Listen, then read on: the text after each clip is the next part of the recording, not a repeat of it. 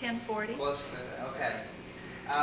We're going to talk about the Spanish period today. Next week we'll talk about the Mexican era. For the Spanish period, we will talk a little bit about the background of Spain very, very briefly, some of the early explorations that took place leading up to what was going to happen in California. We will talk about some of the Spanish colonizing institutions, in particular the mission, which was something, as we'll see, that was special for Spain. And then the actual road up into California, how Spain, once they decided what was going to happen, how they got here, and then growth in California once it is finally settled and colonized. As far as background goes, Spain was the first European country to colonize in the New World, not by any design, but by lack of any other choices in terms of where she was going to go. Europe was looking for the riches of Asia, the teas, the porcelain, silks, spices, etc. And the old way had been through the Middle East, the Mediterranean Sea, and Italy had been the first, or what was going to become Italy, was the first area to benefit from this trade. Subsequent to this, Portugal in the 1400s eventually finds the way around the Cape of Good Hope, around Africa, and into Asia. So it was a new route. It was a much less expensive route because it was a non-stop voyage by sea, rather than a series of caravans and ships, which every stop and unload and reload jacked up the price. And so with Portugal's discovery and success in obtaining this route, she becomes very, very powerful and prominent. With the 1500s, the beginning of a new century, Spain enters the world stage as the premier country of Europe. Ferdinand and Isabel get married. It's the uniting of the two most powerful kingdoms in Spain. It is the beginning of the modern Spanish state. And with this wedding and this political marriage, you have the military wherewithal and the financial wherewithal to embark on various and sundry things. And Spain also wants to become a major player in what is going on in Asia. And so she is looking to, well, what is going to be my way to get there? And this is when Columbus comes in on the scene and proposes to sail west to get to the east, so to go around the globe. And as we all know, his proposal is accepted, and his discovery results not in finding the Indies, but in discovering the New World.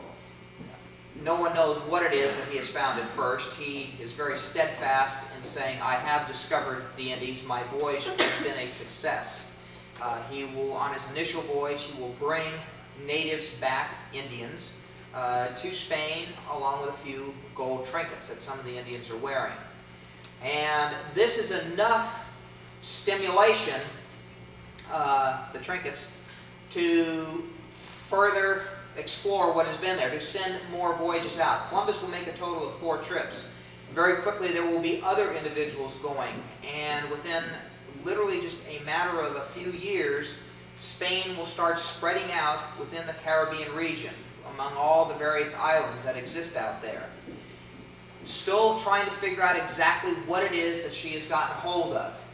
And eventually, within about probably 15 or 20 years, the realization will be, this is not the Indies. It is indeed a new world previously unknown.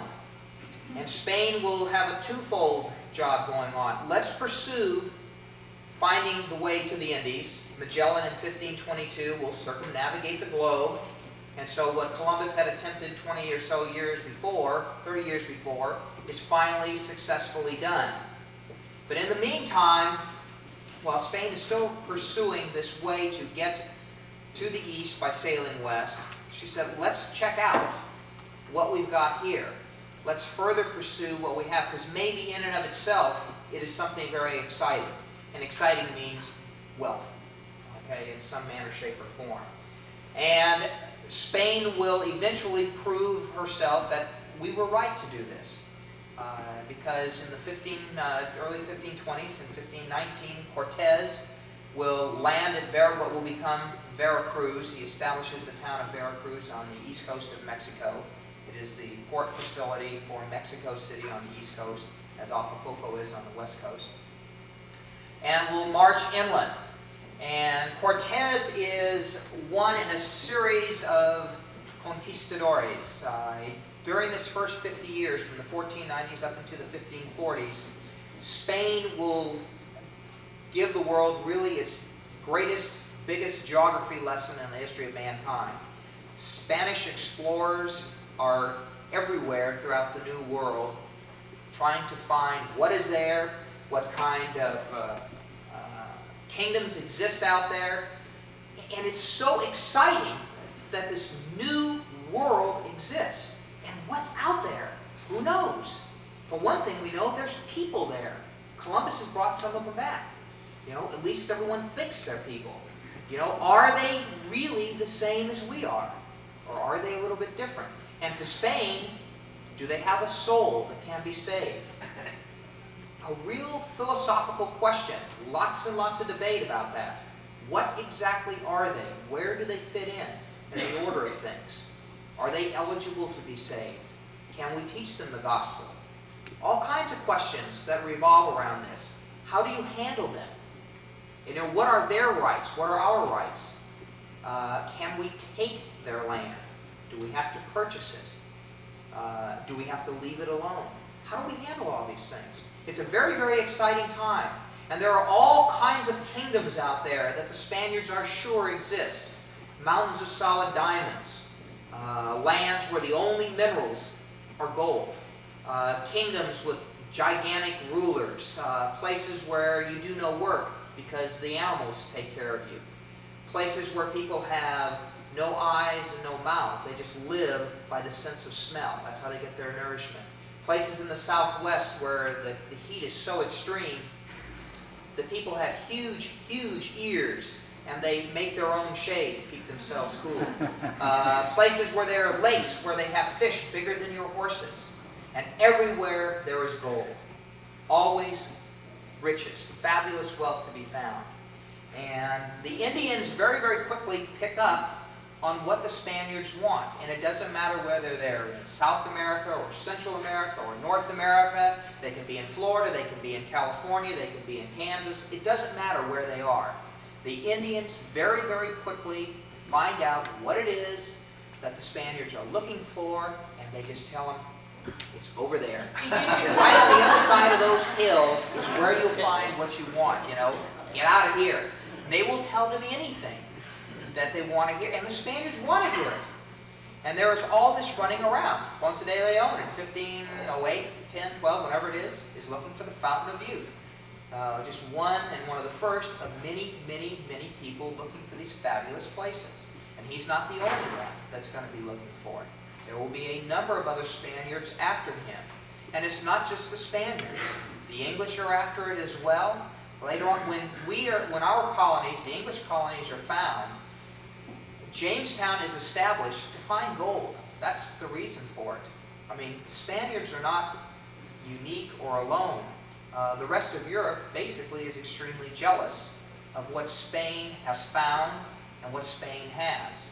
From the European standpoint and from the idea of the isms of the day, mercantilism and colonialism, Spain is far and away the most successful. Today we stand back and say, geez, England was a terrific colonizer. Look how great we are in the United States. Spain was the pits. Look how poor South America is, Mexico is, etc. But from the times, Spain was far and away the most successful. She had the largest amount of land. She had far and away the most amount of wealth coming into the mother country. And her empire lasted far and away the longest of any of them. So extremely successful in what she did. She was the one who did it right. England got the dregs and the leftover, confined to a little strip of land along the Atlantic seaboard. England would have loved to have had Mexico, New Spain, if she could have gotten it, or some places in South America. But what's important is Spain does find one of these kingdoms that she's out running around, the Aztec Empire, and all the wealth that is attendant there. And it's important just in the fact that it is there, regardless of how much wealth is obtained from it. And it's not all that much. But the fact that it did exist just reinforces all these other wild goose chases. If there's one, there has to be 2, or 3, or 5, or 10. Who knows how many can be out there? And a dozen years later, Pizarro finds the Inca Empire, which has a lot more wealth to it. Tremendous increment in terms of, especially in gold. And so again, Spain feels justified. There's got to be more. Who knows how many more? And off of this, again, a few years later, there is the remnants of another group looking for the Fountain of Youth and other things in Florida. And most of them die. They get shipwrecked. They have a long voyage, and in the end, there's 3 or 4 people that get washed ashore in Texas. And one of these individuals meets up over a series of years with the other 3 survivors. They are used as workers, slaves, if you want to call them that, by Indians. And this is in the Texas area. And in the mid-1530s, they decide, let's get out of here next year when we meet and see if we can make it back to New Spain, to Mexico. And so they will walk across Texas and New Mexico and around the Arizona-New Mexico border. They figure, well, we've gone west far enough. Let's try heading south now. And so they will turn south, and of course they are going to be into Mexico, where they eventually are found by some other Spaniards and are rescued. During this voyage, or this journey, they had heard stories of some cities to the north. What they heard about were the Pueblo Indian villages of New Mexico. They get back to Mexico City and report who they are, where they have been, how they got where they were, and so forth. And they say, then eventually they are asked, well, did you hear or see anything while you were on this couple-year trek? And he said, well, now that you mention it, yes, we heard about stories to the north. And so in these stories that they have then repeat and relay, it gets built up in the Spaniards' minds. These are the 7 cities of Cibola. And the Spaniards know that this one is right, because that goes into their own mythology back from the Dark Ages. And there's a big to-do, who's going to lead the expedition, because it's a surefire thing. And here comes finding number 3. We've had the Aztecs, we've had the Incas, now comes Cibola. And Coronado eventually will be the man chosen. To kind of make a long story short, he will go up there. There is nothing there. There are the Pueblo villages. There are a few turquoise stones here and there, and that is about it. What's important with this expedition, it's really the last of them. It starts in 1539 and ends in 1542. At the same time, Coronado is in Arizona, New Mexico, Texas, Oklahoma, and Kansas.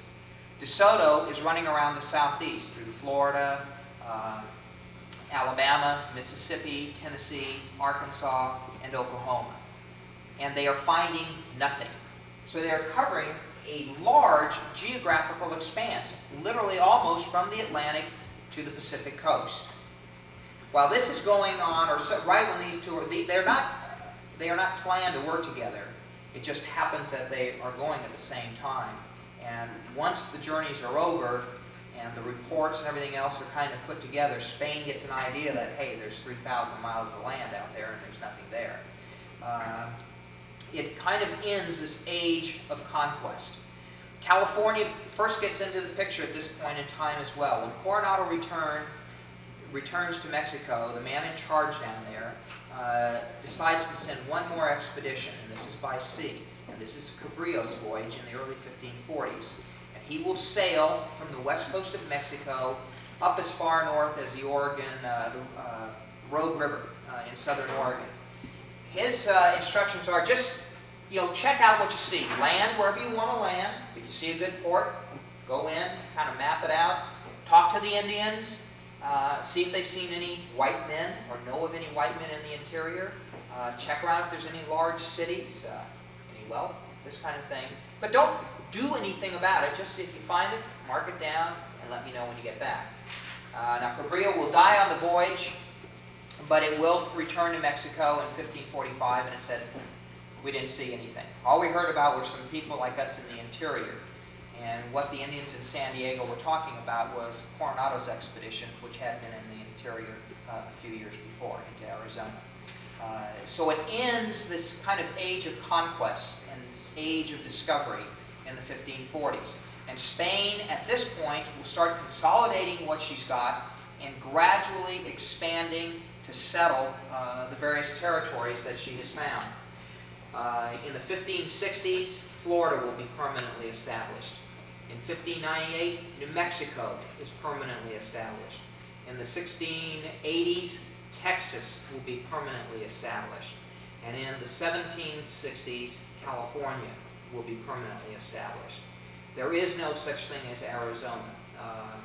There are settlements, but it is not an organized province like New Mexico is or like Texas is.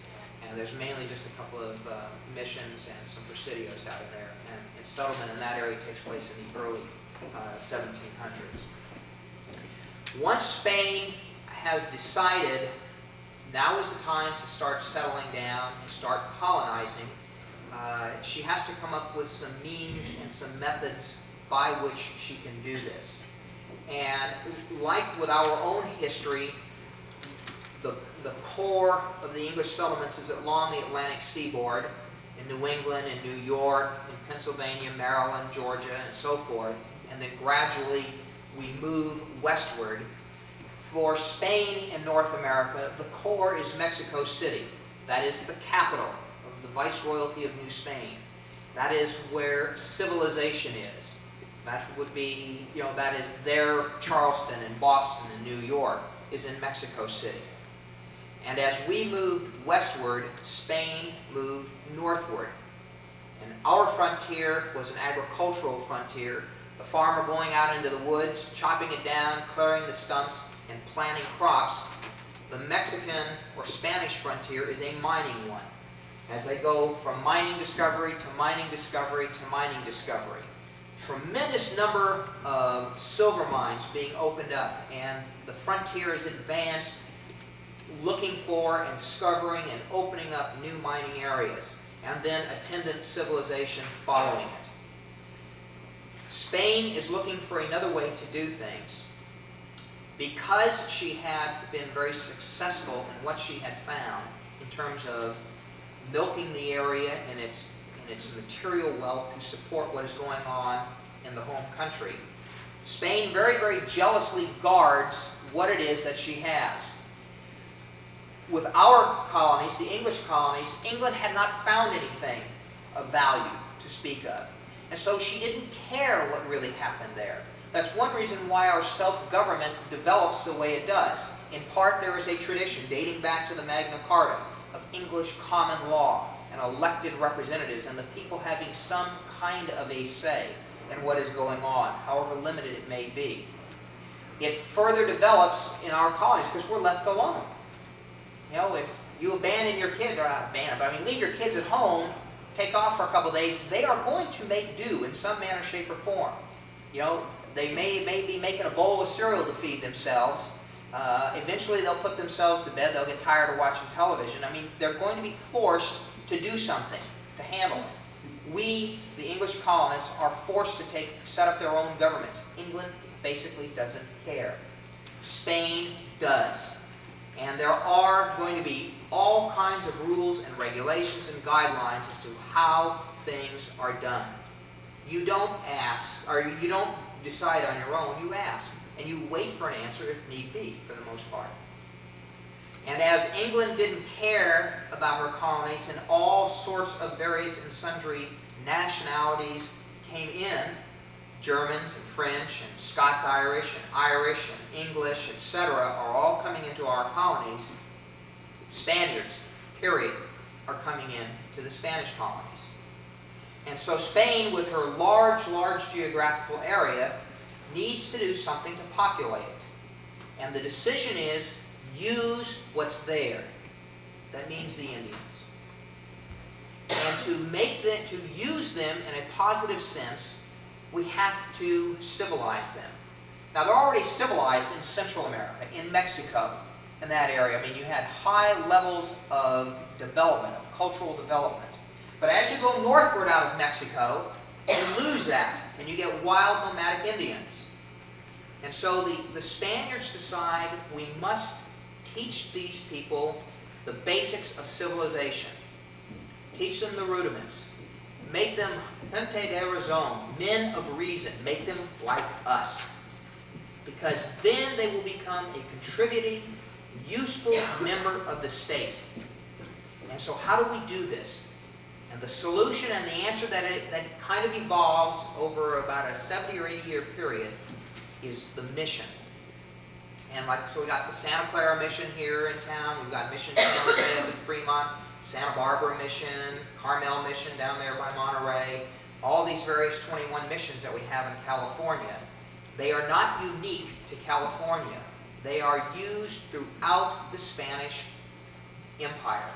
They are in South America, they are in Central America, they are in California and Arizona, New Mexico, Texas, Florida, Georgia, etc. They are everywhere throughout the Spanish world. They start in the 1590s, they will go into the Spanish Empire in the 1820s.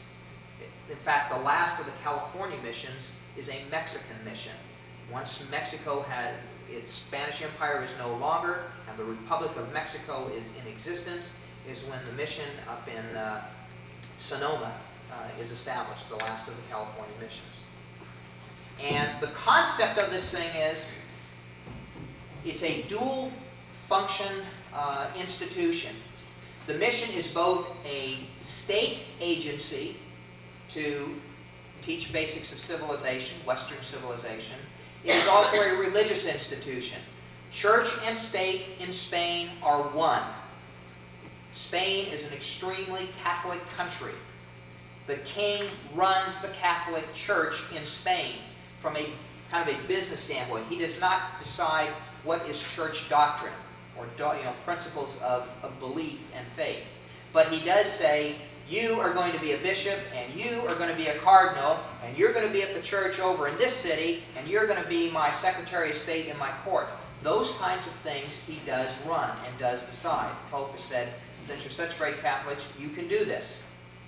And so there is an obligation on the part of the church or the state to provide for the well-being of the Spaniards that are there, and also to save the souls of these Indians. Because we talked about the fact, this is a debate. Do they have a soul, do they not? And fairly early on, it is decided they are the same as we are. They do have an immortal soul. They can go to heaven. It is our duty and our obligation to teach them the gospel. And Western civilization and Christianity really are one and the same anyway. They are very much intertwined with one another. The growth and the development of both are really kind of one. And so Spain will look upon the mission as the means by which it can develop its area. It can colonize itself. It can expand and settle its frontier. This missionary priest is going to go out to the boonies. A mission church or a church will be built. Dorm rooms, housing will be built, so that the Indians can be gathered and sat down. Just like I have each and every one of you sitting here before me right now. You're forced to come here so you can listen to me. I'm not going to your homes at night, one at a time, and telling you this. That's not practical. I've got to have you here. It's the same thing if you're going to teach them the gospel. The priest cannot be running around all over the countryside, hunting and gathering food, wondering where the next meal is going to come from, worrying about attacks from other Indians and so forth. You've got to have a captive audience if you're going to teach them. So you collect them. And since they have to eat, and they're used to a hunt and gather existence, you start teaching them agriculture. You teach them husbandry. And so the missions will begin to grow or plant large fields. Irrigation works will be set up. Support buildings are going to be built. Farming equipment is going to be manufactured. They're going to learn basic skills. Masonry, carpentry. You have to build the buildings where they're going to live. And so they are learning basics of civilization. The idea, the concept, is that this process should take about 10 years. At the end of the 10-year time frame, so the theory goes, These Indians should have learned enough to take care of themselves. They become good in Spanish. They become good at stock raising. They become good at farming. Maybe a few of them know some tanning. A couple more maybe know how to weave, make blankets, whatever. They have amassed amount of wealth. They now have X head of cattle, horses, sheep, etc. They have so many acres under till that's producing so many bushels of various kinds of grain. They can take care of themselves at this point in time. And also during this point, or during this time, this 10-year period, what was once raw frontier has begun to develop. Merchants, farmers, bankers, etc. have come into the area, and it's more and more settled. Again, the same thing that we're seeing in our West. Towns and support posts are coming up, and what was once the frontier now is no longer. When you say, where is the West, you have to say what year. Because the West might be the Piedmont of Carolina, it might be the Appalachians, maybe it's Tennessee, Ohio, Nebraska. Where is it? What year are you talking about? The same with this Mexican frontier, the Spanish frontier. Where is the frontier? What year are we talking about? 1590, 1650, 1720? It depends on where it is. And so as civilization comes in, that missionary priest must now, who is here, must go up here to a new frontier. And you have what is called secularization, because a secular priest, as opposed to one belonging to a specific religious order, like a Jesuit or a Franciscan or a Dominican, a secular priest is going to come in. He has a functioning, existing, running congregation. He's still going to take care of religious services on Sunday. He's going to give them communion and say Mass and hear confession. But he's also going to take care of the day-to-day business of paying the PG&E bill, making sure the building doesn't leak, running a group of buildings. The wealth that has been developed, the material wealth, has always been the Indians.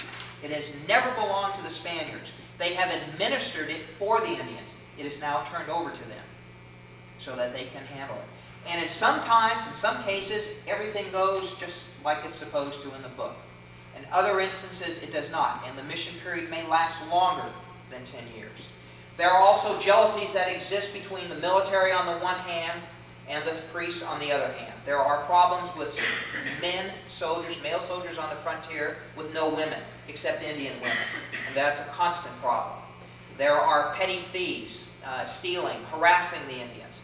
When civilians come into the area, they look around and they say, God, those damn Indians, they got the best land. Look at the size of their cattle herds. I want to get some of that. And there will be swindling of the Indians and taking things from them. But in general, the system works. Spain very successfully colonizes her entire frontier, all the way up into the southwest, Texas, New Mexico, Arizona, and eventually into California. It establishes a Spanish presence, and it's a unique approach for dealing with that native population that none of the other European colonies will do. English don't do it, the Swedes don't do it, the Dutch don't do it, the Portuguese don't do it, the French don't do it. The French will have missionaries, but not a mission. You have the French missionaries going out and living among the Indians, setting up in a village and teaching them Christianity that way. A different concept. And they are not trying to it is not a colonizing attempt as what the missions are. So it is something that is very, very unique to the way Spain does things. And it is the system that will be used in California once it is set up. Okay.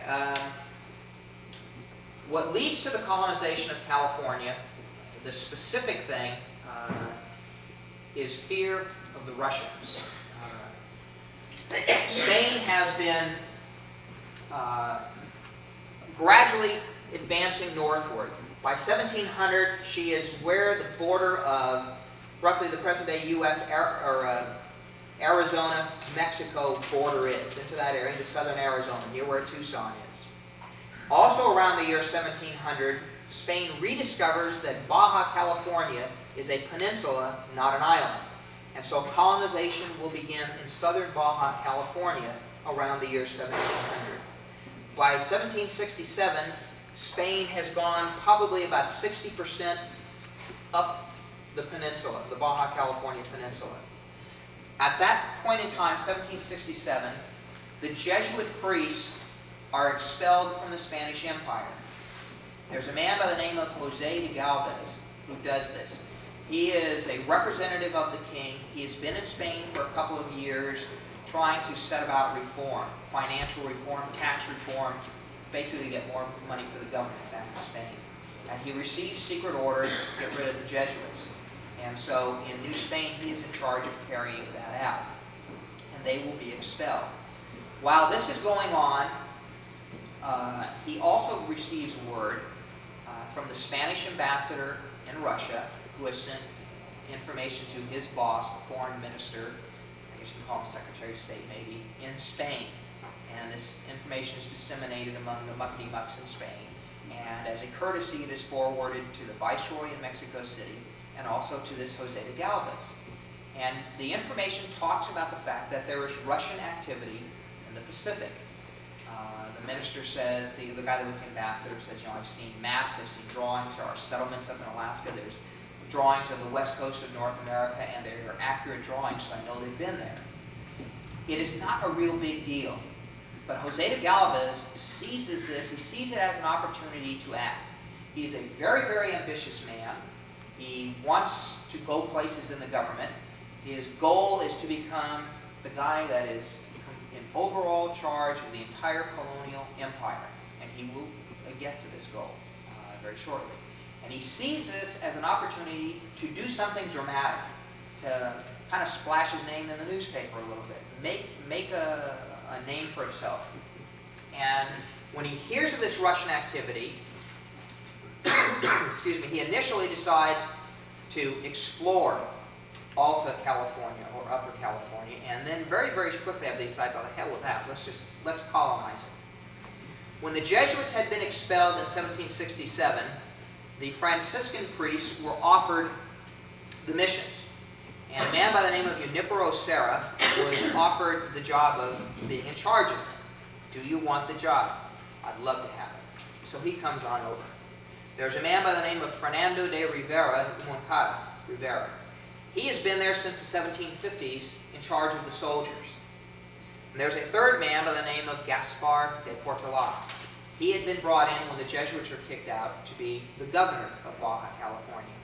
These three individuals are approached by Jose de Galvez and says, I want to colonize California. You three guys are in charge. Portola, because you're the governor, you're responsible for it. Rivera, you've been here for 20 years. You know what's going on. You're the most familiar with the territory. We're going to really count on you. And Sarah, you're the priest. We need missions. And that's how we're going to do it. So I need to have you coordinate quite a bit of things. And so Sarah, in recognition of the fact that he is the priest, now Jose de Galvez is the guy that kicked out the Jesuits. But he understands the importance of the mission system. And he spends the most time with Sarah of the three of them. What are you going to need? How many priests are you going to need? How quickly? What's the base number of missions you feel you have to have established in absolutely the shortest period of time to make this thing a go? Sarah said, I'll probably need 5 missions, 10 priests. You got it. He said, as soon as everybody comes back, that everything is set up, the next ship that goes is going to bring you 10 more priests to do this thing. And Jose de Galvez relays this commitment to the Viceroy. And even though the Viceroys are going to change very shortly, the new one understands what had been promised and will follow through on the commitment. It's what makes the thing go. Okay, so after a lot of planning, in 1769, California will be colonized. There's going to be 5 expeditions in over a 6-month period from January to June. 3 of them by sea, 2 of them by land. Rivera will lead about 40 soldiers, 20 Indians, and will attempt to take 400 animals, and they said, heck with this, they leave them and come back get them later. And blaze an overland trail from that northernmost settlement in Baja California up to San Diego. The Portola and Sarah will then follow on the trail that he has blazed a couple months behind him. The first ship will leave in January, the second ship will leave in February, the third ship will leave in June. The first ship gets lost. He eventually finds that most of the people have scurvy. The second ship, piece of cake. The third ship is lost at sea and is never heard from again. So by July, everyone that's going to arrive has arrived in San Diego. And the mission is established there. A presidio is set up, and a base of operations, again, is organized there. The ships are sent back for medical supplies, because a lot of people have already died, and most of the ones that are still there are at least a little bit sick to very, very sick, mainly from scurvy. Portola, Rivera, several other priests will then go and attempt to find Monterey. Back in 1600, a man by the name of Vizcaino, so 60 years after Cabrillo, had sailed up and down the coast looking for ports. And he had landed at Monterey, and he wrote in his diary, "This is the best port that can be imagined. It's safe from the winds, there's lots of water, lots of timber, tremendous amount of game. It's absolutely the finest port along the coast." And then Spain never did anything with it. But she'd remember that. And now 170 years later, Monterey, Jose de Galvez has decided, will be the capital. Now, it's a very inaccurate description of Monterey, but that's not important. What's important is what he has written and what Spain believes. And so San Diego is just like a meeting place, and from here, we're going to go up to Monterey. And so Portola will arrive in Monterey in late in December of 1769. And he reads Vizcaino's description, and he looks at the port, he says, "This can't be it." He says, you know, his instruments were goofed up. So he continues on up further north. And eventually they will get up around Half Moon Bay, and they will see the Farallon Islands, which are a well-known landmark, and he knows he can't be that far off on his instruments. And so they camp for a few days to decide what they're going to do. At this point, Ortega's on a hunting expedition and climbs up to about where Skyline Boulevard is and sees San Francisco Bay. Now Spain has discovered that San Francisco Bay is in existence. But Portola writes, "We have found nothing." His orders are not to discover San Francisco Bay, to find Monterey. You do what you're told to do, okay, within the Spanish system. So they will go back and eventually conclude, who knows what he saw, what happened, this has to be Monterey Bay. And so they will go back to San Diego. Reinforcements eventually arrive, and so it's decided, let's go back up. We will permanently establish the headquarter presidio, the headquarter mission in Monterey. And they will do that in the spring of 1770. And at that point, Portola leaves. His job is finished. He will go back to his offices down in Loreto in Baja California, where he will continue to be governor for a few more years, and then he's replaced by somebody else, and he leaves California's story. A man by the name, you don't have to worry about these names. He leaves in charge one of his soldiers, who's like an interim sub-governor for a few years. Sarah has some problems. He goes down to Mexico City, talks to the viceroy, and says, "I need help up there. You need to get some organization going." And so this new viceroy will spend about a year and a half really organizing things in California. He sets up a guidelines of rules called the Reglamento. It's a 43-paragraph thing that says, this is how you run things in California. He names Rivera as the governor, sub-governor of California, Alta California. The boss is still down in Baja California. So there are two divisions. There's Baja California, Alta California. But Baja California is the more important of the two, initially. By the late 1770s, it flip-flops. A lot of emphasis is placed on cooperation with the missionaries. You, Rivera, work with them in harmony. No fights, no bickering. Help them working with the Indians. Be careful in how you select the sites for the missions. You know, is there water? Is there timber for building? Most importantly, are there Indians there? You may find a terrifically fertile piece of ground, lots of water, but there's no Indians. It's obviously pointless to put a mission there. He says, choose them with care on what you're going to do. He also starts organizing supply ships that are running from the west coast of Mexico to Baja, or up to California. Because it's what makes, for the first 10 years, the colony survive. There are soldiers there. Soldiers are not farmers. They not only do not know how to farm, they don't want to know how to farm. That is not my job. Okay? Not my union contract. I don't want any part of it. And so there are problems that way. Literally, the colony will almost fail 3 or 4 times during the decade of the 1770s. I mean, it comes within a hair of closing up shop. They are so dependent on these ships coming from Mexico, bringing them, and there's not a lot of ships. You know, there's 2, the San Antonio and the San Carlos, and that is it. It's tough to get Cruz to man because it's a very, very hard voyage. When you go from Mexico to California, you are going against the currents of the ocean and you're going against the prevailing winds. So it makes an extremely tough, it's a piece of cake going back down, but getting up there is hard. I mean, literally there will be days if you start here in the morning, that evening, you are south from where you started. You just sit there and you tack back and forth all day and you still get blown southward. A lot of scurvy among the crews, and because of that, it's difficult to get crews. And so California has a very, very tenuous existence. Rivera is also told, keep a diary, you know, a daily diary of what's going on. Periodically, send it down to the Viceroy, to me, send it to your boss, the governor, down in Baja California. We want to know what's happening so we can respond to what's going on there. And all Rivera talks about in his diary is, where's the supply ship? We're out of food. Problems with the priests. I mean, life is very basic in terms of what's going on in the mid-1770s. It begins to change in 1777. There will be, the decision is made to make Alta California the main part of the province, Baja California the sub-province. And so Rivera will be sent down to Laredo, and the new governor in Laredo comes up north, and his name is Felipe de Neve.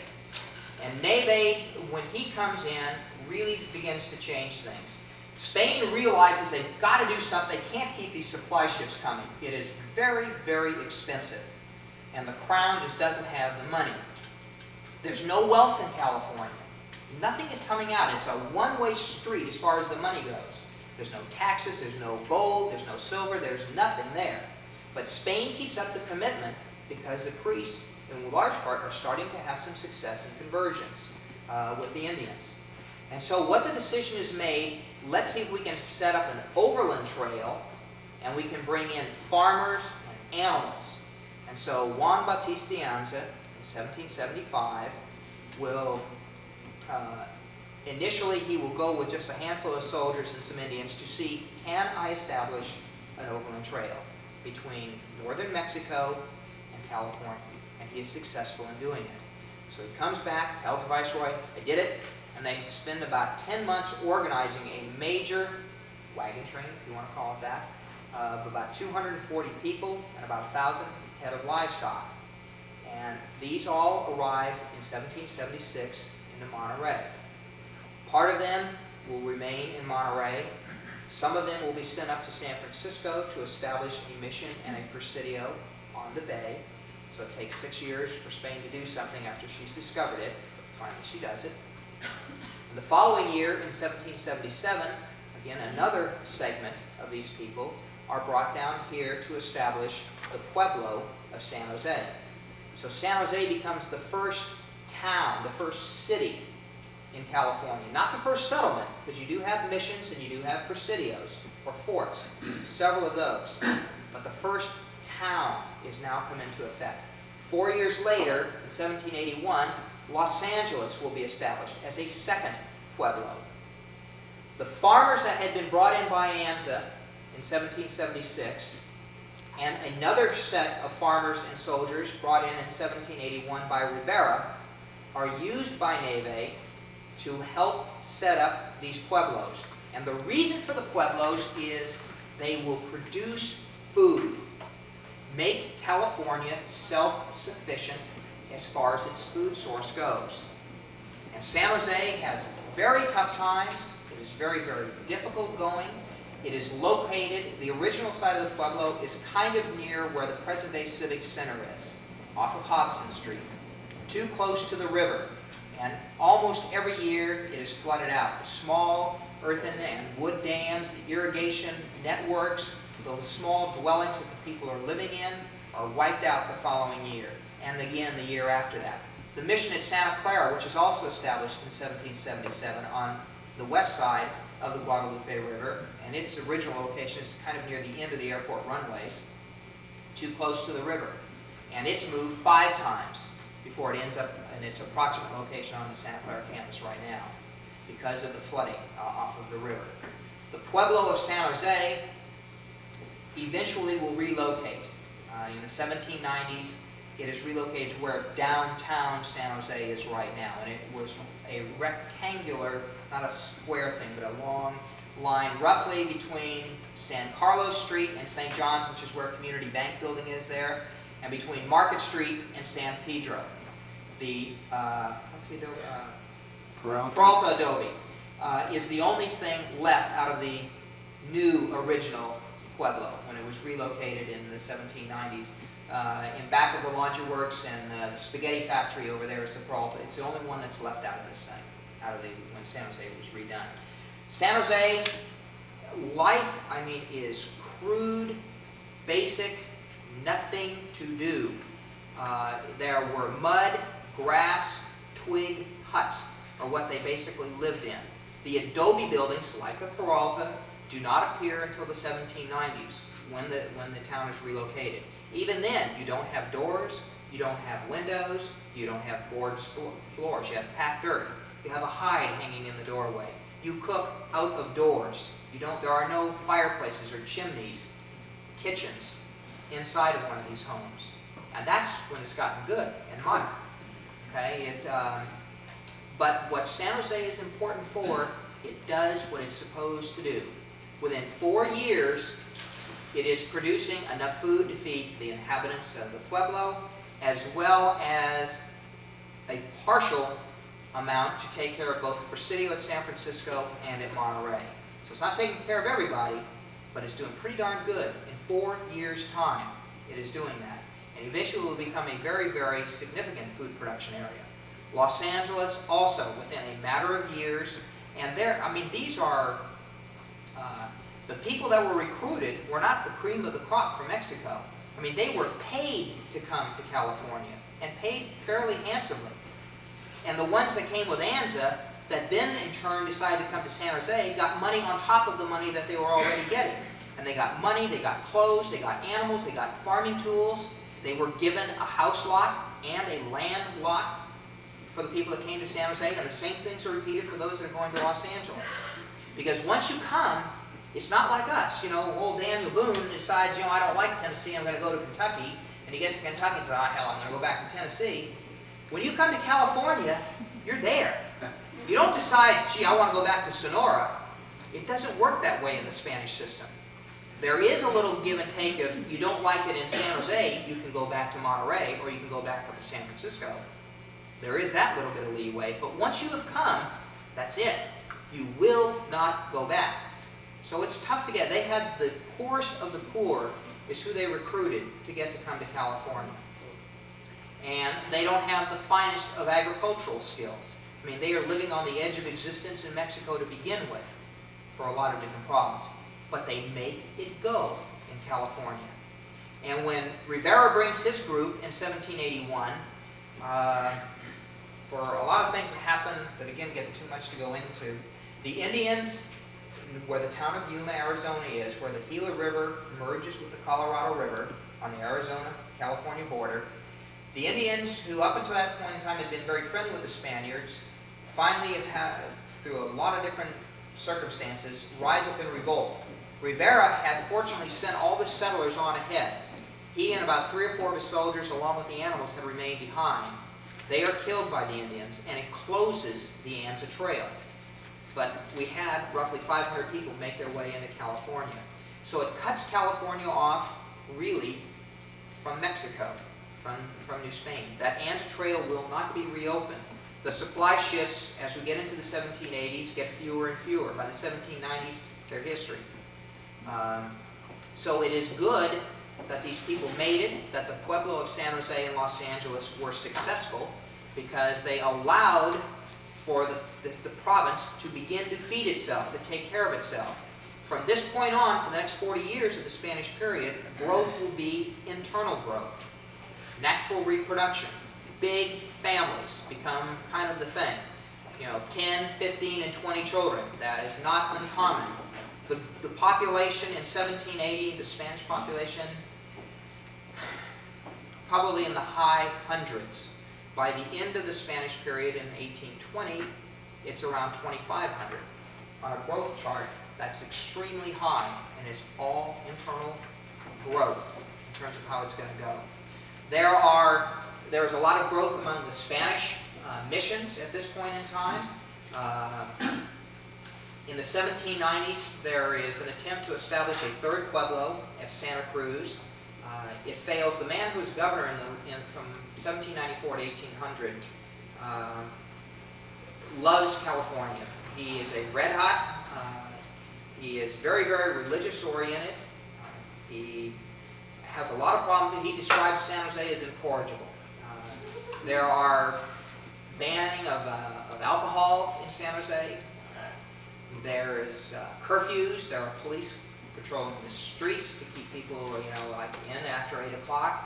It fluctuates. This isn't a continual thing, but there are some periodic problems with drunkenness, problems with harassing the soldiers, disobedience of commandant's orders, and so forth and so on.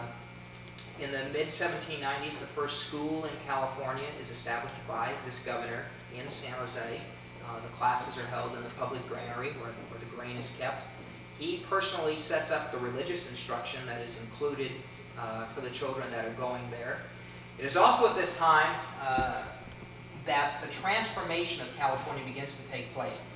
Sarah has died, and his successor is a man by the name of Father LeSwain. And LeSwain and Borgba get along very, very well with one another, and they kind of join forces, and they are able to get about 20 craftsmen into California, and they will go from settlement to settlement throughout the province, teaching people how to build adobe bricks, how really to set beams in buildings. And you begin to have the transformation, the architectural transformation of California at this time. We think of nice white adobe buildings with red tiled roofs and red tiled floors and so forth. This is when they begin to appear in the late 1790s and then into the early 1800s.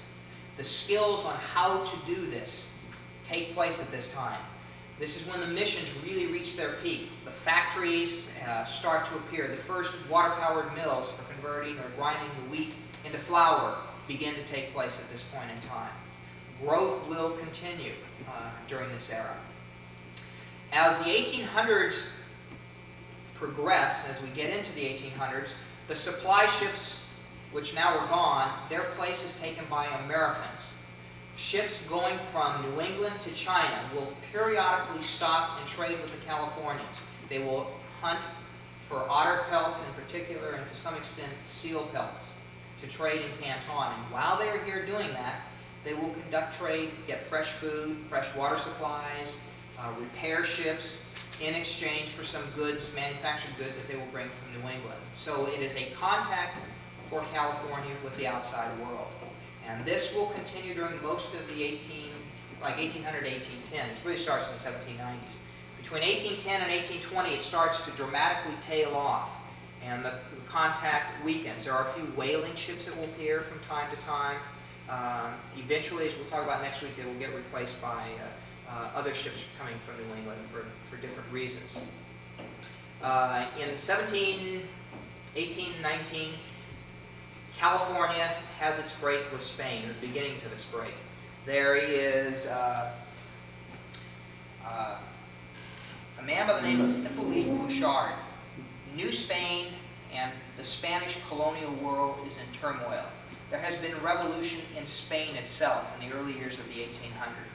A constitution is set up, a parliament is set up. There is tremendous unrest. It follows on the heels of the French Revolution, which had followed on the heels of the American Revolution of the 1770s. So it's just kind of one thing after another, and it's this whole age of enlightenment and the ideas and the philosophies of it that are going around, and it hits Spain as well. And it will come into the Spanish New World. That part of America wants to have its American Revolution, just as the English colonists had had theirs 30 years before. And unrest begins in the first years of the 1800s. And it'll be a fire here, and one over there, and here, and there, and as soon as Spain gets one down, 3 more pop up someplace else. and its constant, ever-growing, ever-widening unrest throughout the Spanish colonial empire. It has its minor effects in California.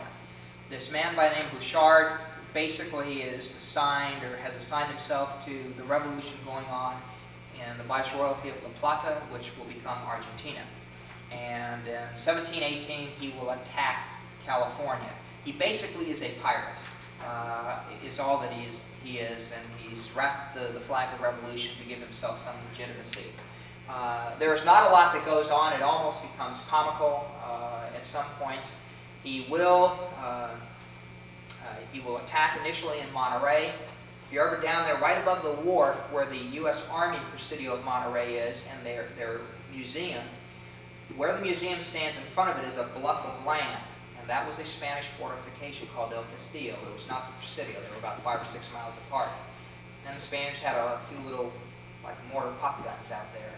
And they were able, with that, to defend the town against Bouchard for several days. And then eventually figured, well, if I just go down the coast a little ways, I can land and march overland.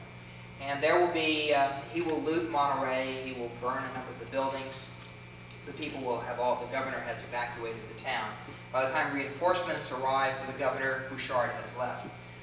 He will land at Santa Barbara.